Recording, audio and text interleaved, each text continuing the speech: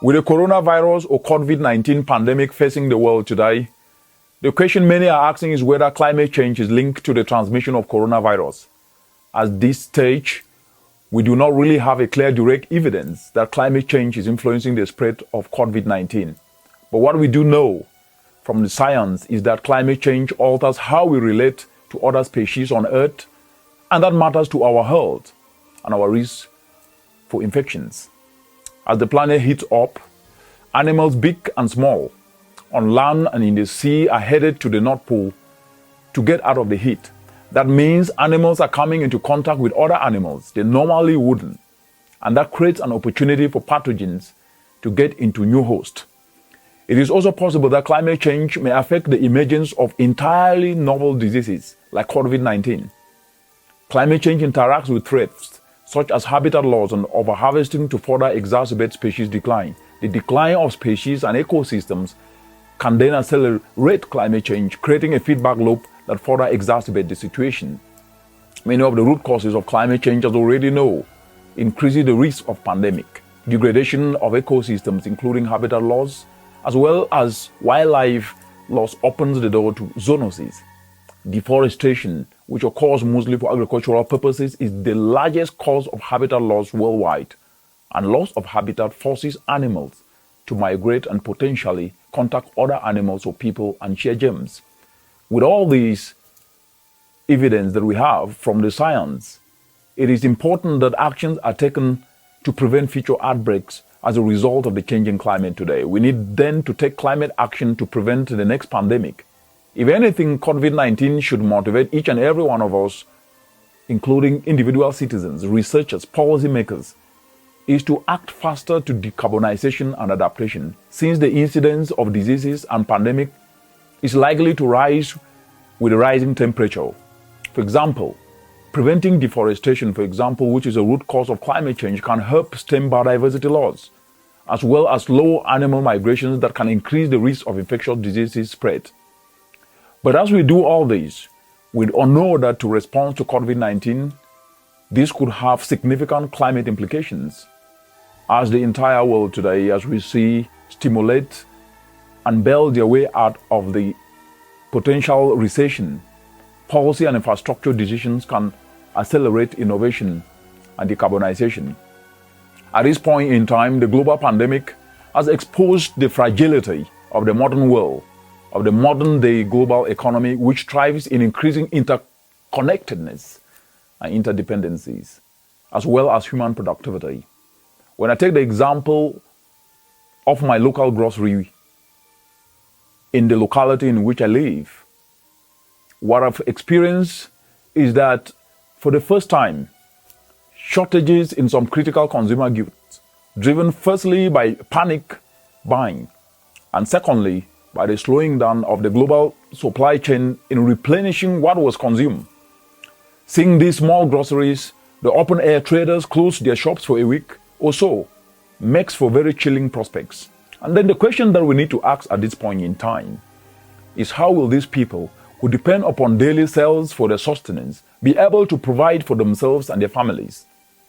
And the second question is, how will they be able to buffer the losses of rotten stock that ends up unsold at the end of the day, due to reduced clientele as middle-class clients choose to panic buy and remain indoors? This directly linked to exacerbating climate vulnerability in this continent, the continent of Africa, which is primarily socio-economic in nature, because low levels of socio-economic development exacerbate the vulnerability to climate change. That has been established. The poor in their trunks remain in the fringes of vulnerability because they lack the financial wherewithal to buffer themselves against the worst of the changing climate effects. These realities then tie in a very beautiful way with the logic of driving climate action as an investment opportunity. Climate action is an investment opportunity and should be seen so. It's also the accelerator of socio-economic transformation to ensure we buffer the most vulnerable in our economies against such economic shocks. It is imperative that these four actions we should understand. The first is that we need to target areas that Africa have got in abundance, what we call the catalytic sectors. And these are clean energy and the agricultural sector that is managed in a way that works with nature, not against nature. And what evidence has shown is that these catalytic sectors are capable of increasing incomes by 150% without piling emissions.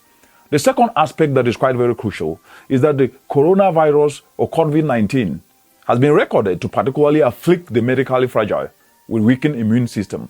Over 60% of the population in Africa depend upon nutritional sources for their nutrients, for the micronutrient supplementation that is critical to increasing body immunity.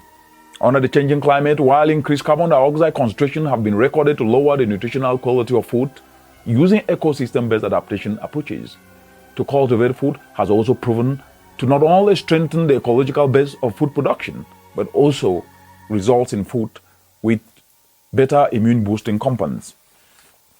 This then underscores the crucial importance of sustainable agriculture, leveraging on nature-based approaches. And the third point that is quite very important is that when you look at the challenges that the local community groceries are facing today because they cannot be able to store their food, it's getting spoiled and they're throwing away. It is very vital that value be added to what is produced. And this needs to take a market approach by decentralizing clean energy. And this decentralization of clean energy needs to engage youth rather than just a socially driven approach. The stimulus packages being proposed, for instance, should be channeled as much as possible to target the informal sector players and the youth especially, more so the youth who are enterprising in nature.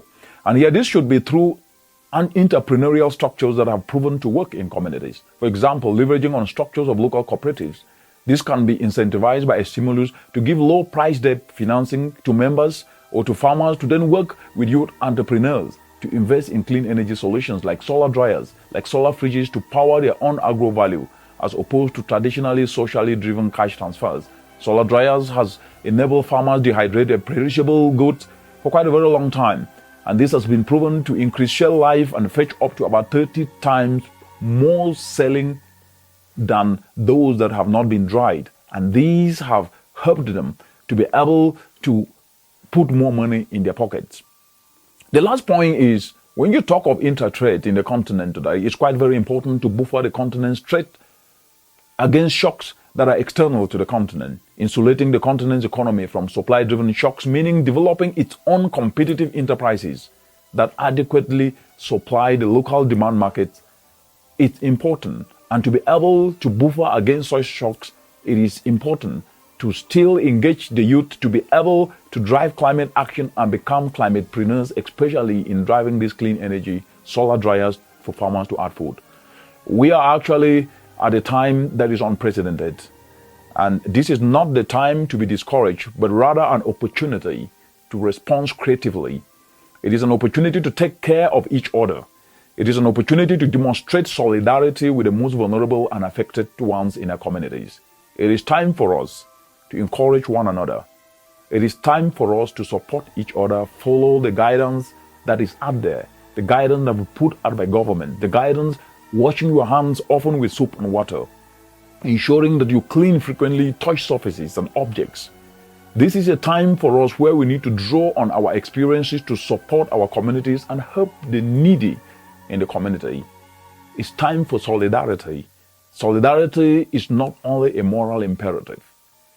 It is in everyone's interest to see this crisis through together so that we can collectively emerge stronger and drive climate action for the collective benefit of all.